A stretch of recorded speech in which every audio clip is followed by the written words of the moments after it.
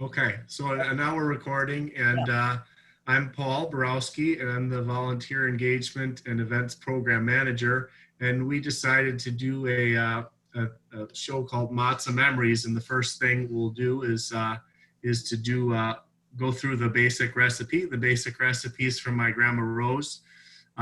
We always seem to have matzah around the house all year round. It was on sale at the grocery stores in Skokie, and my dad especially loved matzah, and so we had lots of matzah brei during Passover, but also throughout the year. So we're going to just do the basic recipe.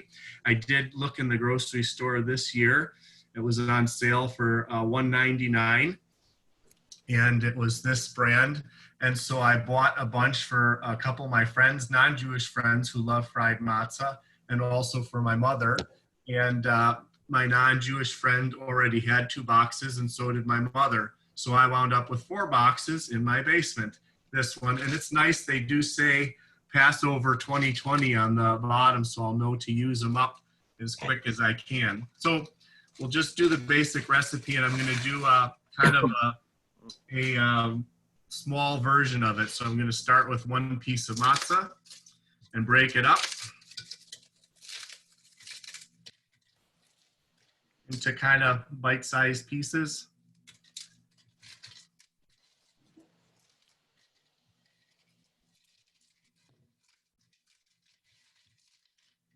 And I think I'm going to go with a little piece more.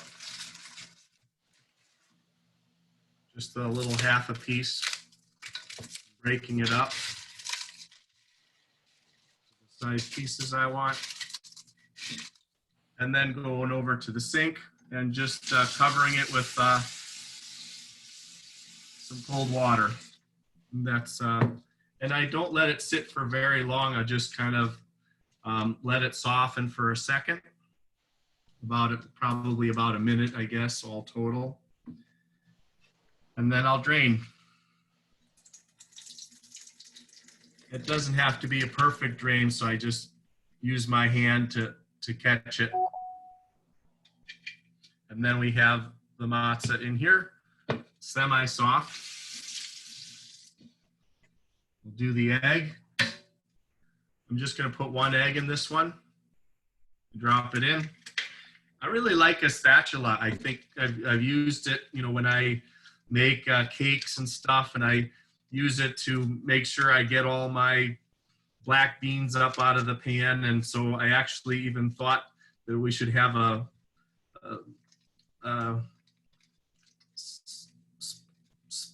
spatula or spatula, that you could eat with, because I eat a lot of Thai food and curries that is wet, and trying to get up all the stuff.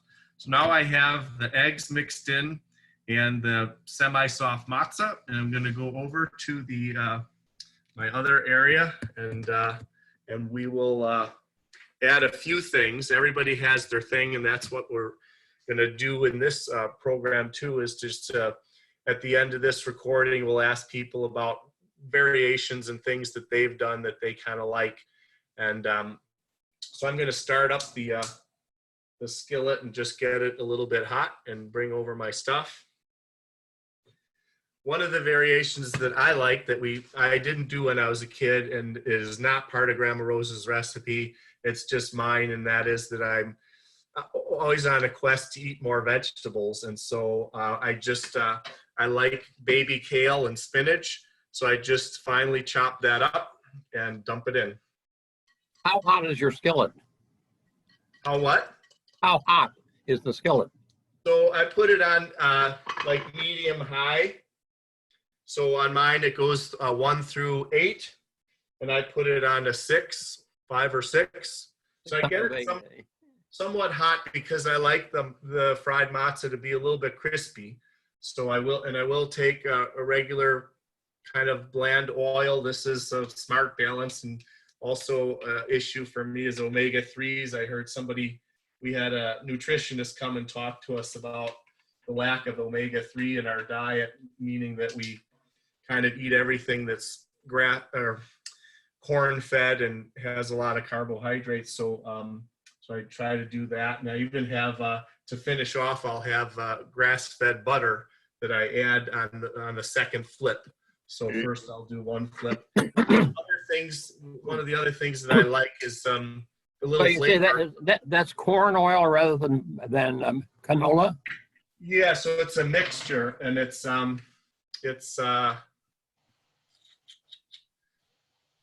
vegetable oil blend, and it has canola, soybean, and olive.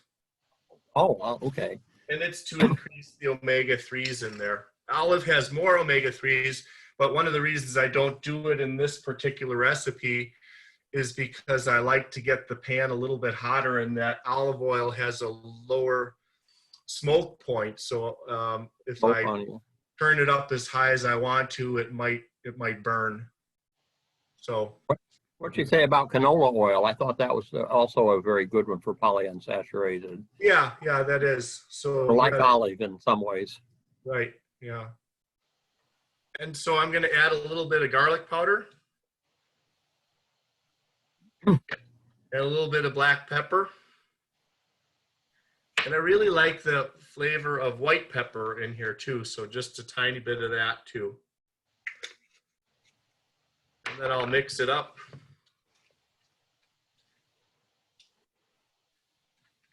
And you can kind of smell the pepper and the garlic in there, and that. Oh, I can't smell it. Well, I'm going to have to do a safe distancing, and maybe we'll do that someday. We'll be able to get together, and I just looked at my schedule and saw that we're missing the barbecue this year, and that's kind of sad. So okay, so I got the mixture. I got a little bit of seasonings and a little bit of my finely kind of chiffonade spinach and baby kale. And the pan is pretty hot. It's mostly with oil. And I just kind of coated the pan, so it's hard to see, but it's just kind of a thin layer of oil across the pan. And it's and I'm going to dump it in. And you should hear it sizzle a little bit if it's hot enough.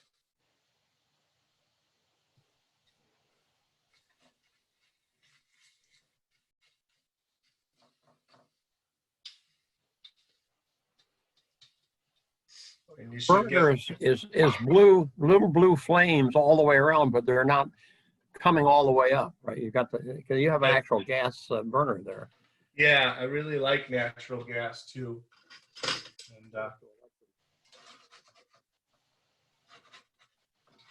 And I like to spread it out so everything cooks pretty well. And if it sticks together, I'll cook it like a pancake. If it comes apart a little, I'll just cook it more like scrambled eggs. And sometimes it's depends. So just spreading this out in the pan so everything cooks.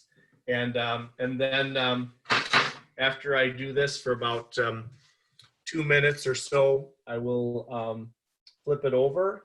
And that's sometimes just for a little extra flavor. When it's about done, I might add a little tiny bit of butter at the very end and crisp up the second side. So that's my basic recipe for Matzah Brei. And so we'll look forward to asking some of you about what you're doing. So I'll open it up to the crowd, and I'm just going to stop this part of the recording. A written version of your recipe that you can email us? Yeah, and also I got a recipe, 2 recipes. I got one that has raisins and walnuts and some sugar. That's a dessert type of I got my 2 variations that were sent to me ahead of time were 2 dessert variations of Matzah Brei. The other one is one that I tried because it's my sister's. She found it on the internet, and it's a recipe using caramel and drizzling chocolate over the matzah and making it like almost like a brittle, and it's pretty good. And she uses it for kind of holiday time, just to bring for a little dessert snack. So that's the recipe, and And I hope you enjoy some. If you have some leftover matzah and you want to use it before Passover, September 2021. Thanks, everybody. And I got another comment on the canola oil. Yeah. That's a kind of a controversial subject in some places. In terms of nutrition and food value and polyunsaturated, it's probably the best of the various oils. However, it is the result of genetic engineering. That the original plant, when I was way back in college, I had somebody who said, "Oh, the Canadians just renamed rapeseed oil, or the plant that is called rapeseed." Right. And they thought, well, that's not a very politically acceptable name. Right. So we'll just call it canola for Canada. You know, it grows in the plains of Canada, which are the Saskatchewan and Alberta, which are not very conducive for most plants. I mean, it's kind of harsh conditions, and I don't think you can grow corn there, for example, and even soybeans have a problem. But the rapeseed grows very well, and so they were trying to say, what can we do to sell rapeseed oil? And the guy said, well, my friend said, oh, they just renamed it. Well, then much later, when I started, learning more about this, it's way more than renaming it. They basically re-engineered it. They converted it. They changed it from a relatively dark oil, the more suitable as motor oil, into the kind of oil that is very good for cooking and nutritionists. But in order to do that, it's a very biotechnology, I guess is the word that you would use. They use all the tools of biotechnology and re-engineering the genes to convert it into that. Well, some purists say, oh, but that's GMO, that's genetic engineering, that's bad. We're not supposed to have it, even though nutritionally it's better. So there's kind of a conflict there. The product itself is better, but the process for making it is evil. And so how do you balance it?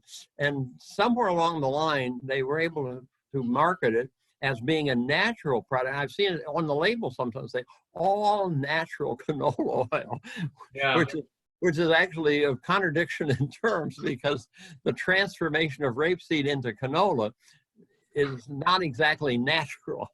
It's the product of biotechnology. Yeah, and there are no real natural canolas. Yeah, there's no regulations on the definition of natural. Most things have something natural in it, and so there is, as opposed to organic, where there are standards and there are people that check that. As far as natural, it can go on most anything. So I just flipped the matzah and getting it a little bit brown, and I flipped it and I put in a tiny bit of the all natural grass-fed butter from Ireland. So I'm gonna stop the recording there, and then we'll have a talk about the matzah memories. Thanks, everybody.